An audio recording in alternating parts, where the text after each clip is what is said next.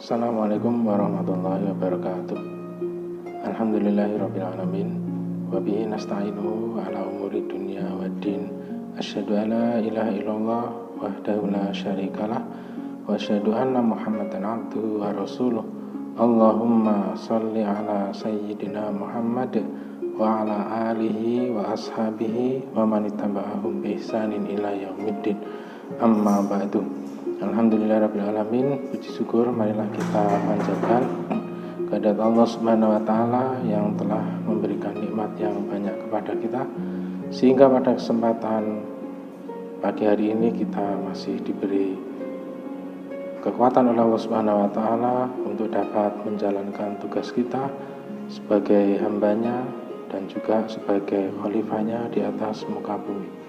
Salawat dan salam semoga terlimpah kepada junjungan kita Rasulullah Muhammad Sallallahu Alaihi Wasallam beserta keluarga beliau, sahabat beliau, dan orang-orang yang senantiasa mengikuti jejak risalahnya hingga akhir zaman nanti.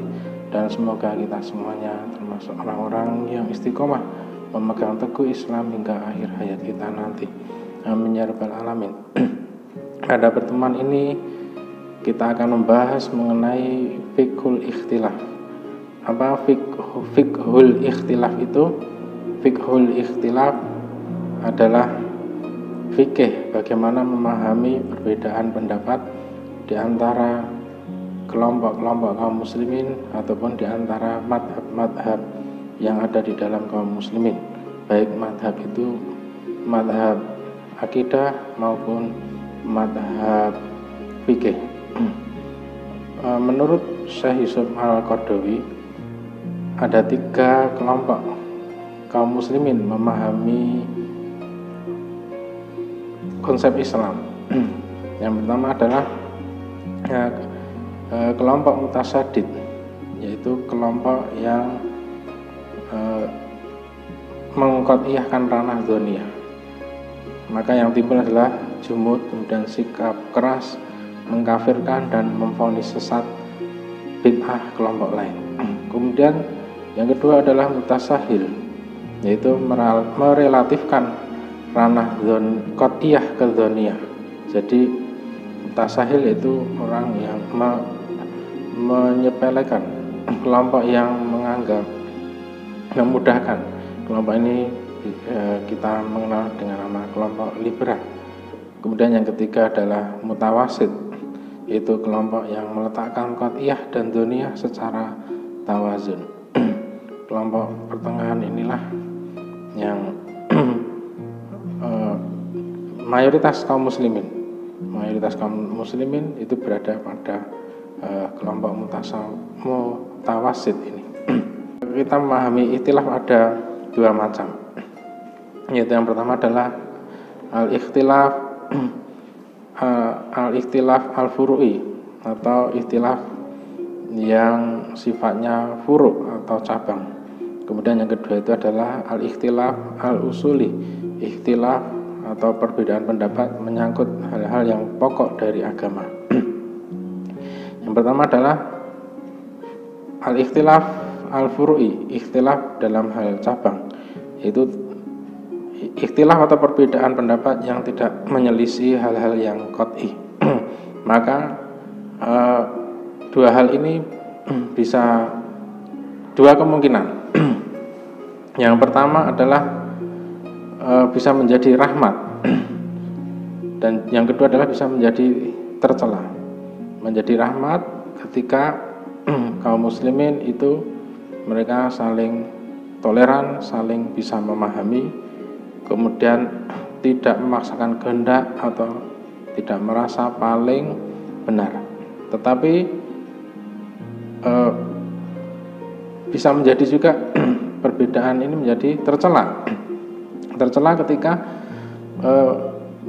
perbedaan pendapat yang sifatnya furu'i atau cabang ini menjadi akar permusuhan, kemudian akar saling dendam, menjatuhkan kelompok lain, menjelek-jelekan kelompok lain. Inilah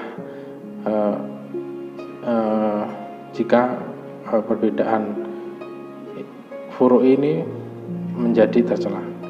Kemudian yang kedua adalah al-ikhtilaf al-usuli, yaitu perbedaan hal yang sifatnya pokok, yaitu menyelisih hal-hal yang sifatnya qat'i.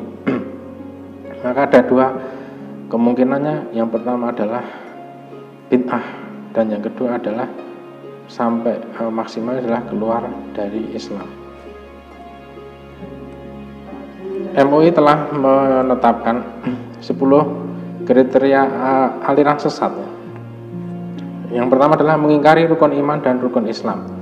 Jika salah satu rukun iman atau rukun Islam itu diingkari, maka ini menjadi aliran sesat.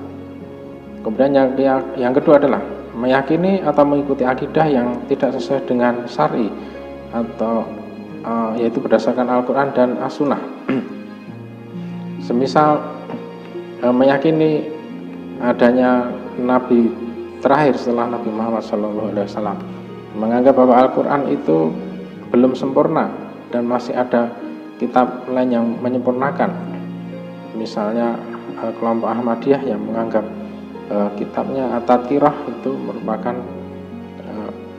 penyempurna dari Al-Quran dan lain sebagainya.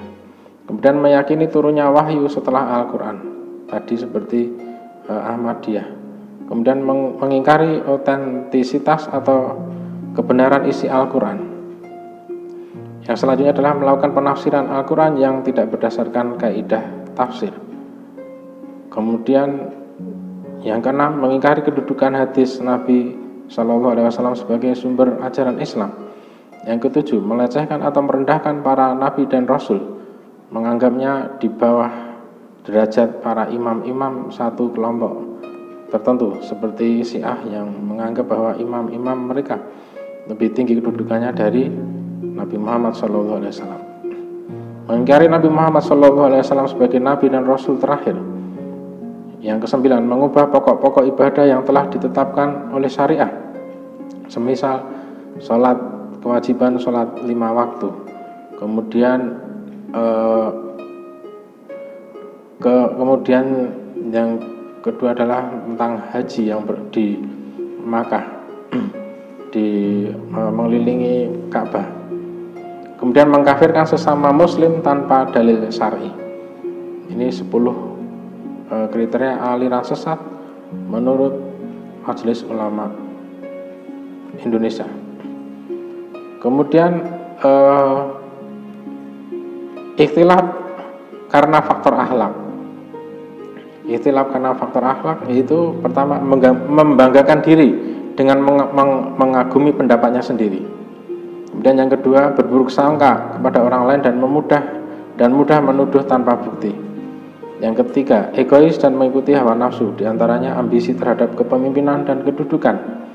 Yang keempat, fanatik terhadap pendapat orang, madhab, dan golongan. Yang kelima, fanatik terhadap negeri, daerah, partai, jamaah, atau pemimpinnya sendiri. Mengingat surat Ali Imran ayat 100-105, Syekh Yusuf Qaradawi dalam bukunya Fiqhul Ikhtilaf, beliau mengatakan dan mewanti-wanti kaum muslimin dengan beberapa hal. Yang pertama adalah hati-hati terhadap intrik musuh Islam. Jadi bisa jadi perbedaan pendapat ini akan menjadi pintu musuh-musuh Islam untuk menghancurkan agama ini. Kemudian yang kedua, mengungkap bahwa persatuan merupakan buah keimanan dan perpecahan adalah buah dari kekafiran. Ketika berpegang teguh kepada tali Allah. Keempat, mengingat bahwa persatuan merupakan nikmat terbesar sesudah nikmat iman. Yang kelima, memperkuat umat adalah sasaran yang besar. Yang keenam adalah sejarah adalah nasihat bagi umat. Kemudian landasan pemikiran bagi fiqhul ikhtilaf.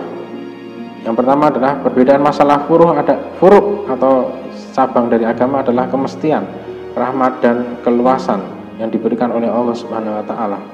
Yang kedua, mengikuti manhaj pertengahan dan meninggalkan sikap berlebihan dalam agama.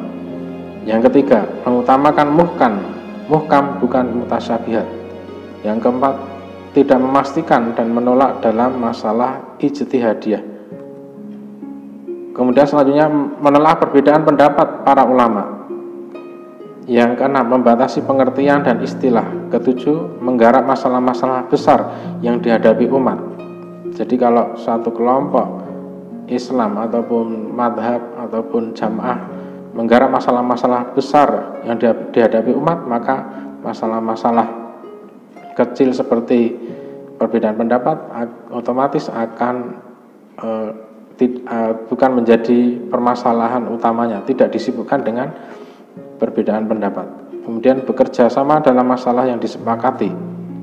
Selanjutnya menahan diri dari orang-orang mengucapkan la ilaha illallah. Tidak, maksudnya tidak menahan diri untuk tidak mengatakan kafir, mengatakan sesat, bid'ah dan lain sebagainya. Saling toleran dalam masalah yang diperselisihkan. Karena ada beberapa kemungkinan beragamanya kebenaran dalam furu'. Jadi dalam furu' atau dalam cabang banyak dalil yang menjadi landasan dari mereka yang berbeda pendapat. Kemudian kepastian terjadinya perbedaan dalam memvonis realita. Kemudian terakhir, landasan moral bagi perbedaan pendapat. Ikhlas karena Allah dan terbebas dari hawa nafsu. Kemudian meninggalkan fanatisme. Berprasangka baik kepada orang lain, tidak menyakiti dan mencela, menjauhi jidal dan permusuhan sengit. Yang terakhir adalah dialog dengan cara yang baik. Sekian, semoga bermanfaat. Assalamualaikum warahmatullahi wabarakatuh.